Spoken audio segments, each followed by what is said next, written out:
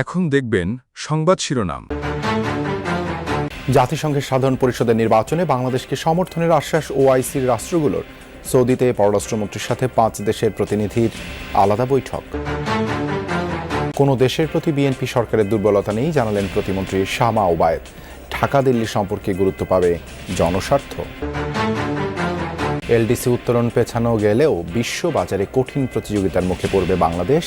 মুক্ত বাণিজ্য চুক্তি সইয়ে কূটনৈতিক তৎপরতার পরামর্শ। 100 বছর পর আবারও বড় ভূমিকম্পের সংখ্যা। চলতি মাসে 10 দফায় ঝাঁকুনিকে পূর্বাভাস হিসেবে দেখছেন বিশেষজ্ঞরা। এখনই প্রস্তুতি নেওয়ার তাগিদ। মাদারীপুরে এলজিইডির সড়ক নির্মাণে ভয়াবহ অনিয়ম। গাইডওয়ালের নিচে কংক্রিটের পরিবর্তে কলা গাছ। জড়িতদের শাস্তির দাবি স্থানীয়দের।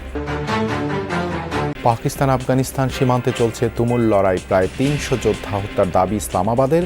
55 পাক সেনা নিহত হয়েছে বলছে তালেবান। আসসালামু আলাইকুম। এতক্ষণ দেখছিলেন সংবাদ শিরোনাম, এখন দেখবেন বিস্তারিত। জাতিসংঘের সাধারণ পরিষদ নির্বাচনে বাংলাদেশকে সমর্থনের আশ্বাস দিয়েছে ওআইসিভুক্ত বিভিন্ন দেশ।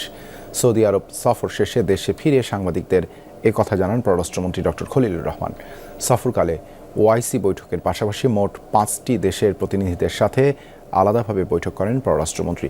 এসব বৈঠকে পারস্পরিক দ্বিপাক্ষিক সম্পর্ক আরও জোরদারের বিষয়ে ফলপ্রসূ আলোচনা হয়েছে। আগামী জুন মাসে অনুষ্ঠিতব্য জাতিসংঘ সাধারণ পরিষদের অধিবেশনে সভাপতি পদে লড়বে বাংলাদেশ। প্রতিদ্বন্দ্বিতা হবে সাইপ্রাসের সাথে। এরই মধ্যে জাতিসংঘ সাধারণ পরিষদের সভাপতি পদে বাংলাদেশের প্রার্থিতা ঘিরে শুরু হয়েছে জোর কূটনৈতিক তৎপরতা।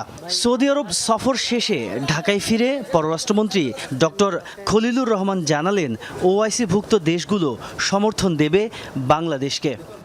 আমাদের প্রধান একটা উপজীব্য বিষয় ছিল যে এই অল্প সময়ে আমরা কতটুকু পথ অতিক্রম করতে পারবো নিশ্চিত জয়ের জন্য, এবং সেটা বোঝবার জন্য আমরা আমাদের ওআইসি বন্ধু দেশগুলোর সঙ্গে কথা বলেছি।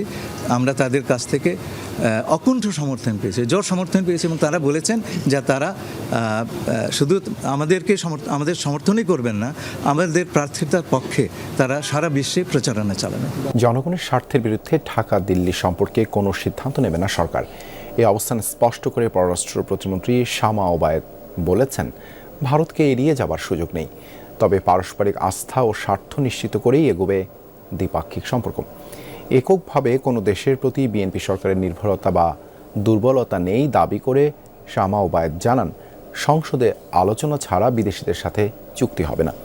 আইনশৃঙ্খলা স্বাভাবিক করে বিদেশি বিনিয়োগকারীদের আস্থা ফেরানো বড় চ্যালেঞ্জ বলে মনে করেন প্রতিমন্ত্রী। তার সঙ্গে কথা বলেছেন মাহফুজ মিশু।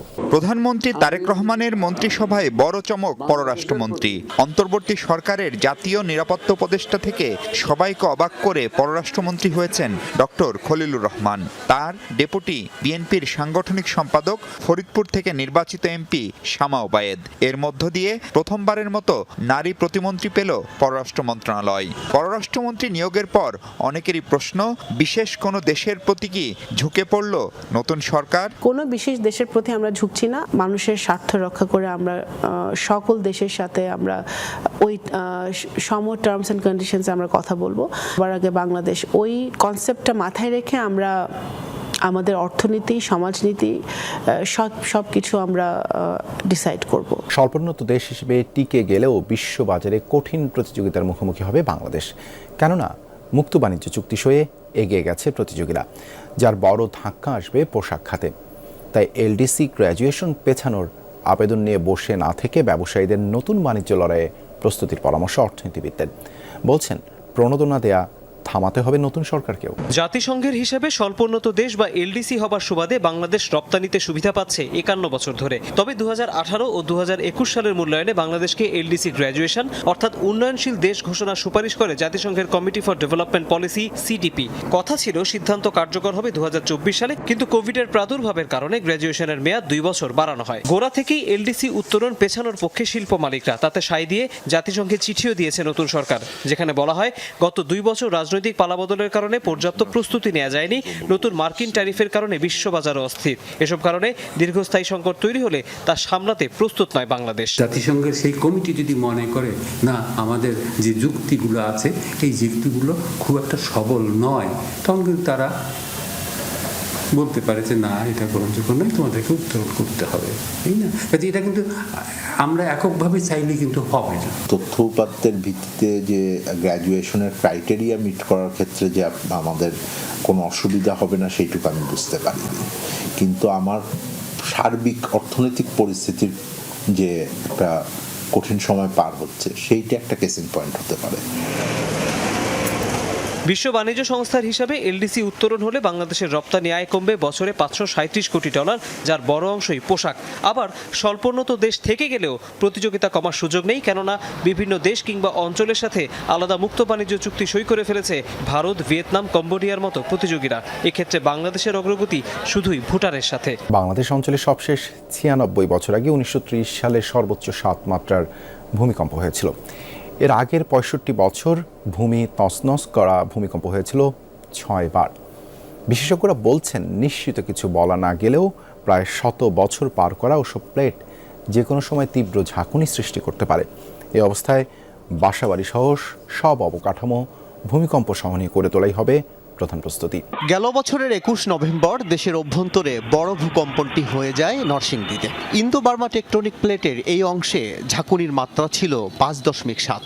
তখন বেশ কিছু প্রাণহানির খবর বয়ে এনেছিল প্রাকৃতিক দুর্যোগটি। মাত্র 3 মাসের মাথায় শুক্রবার জুমার নামাজের পর 5.4 মাত্রার ভূমিকম্পে ফের কেঁপে উঠল সারা দেশ।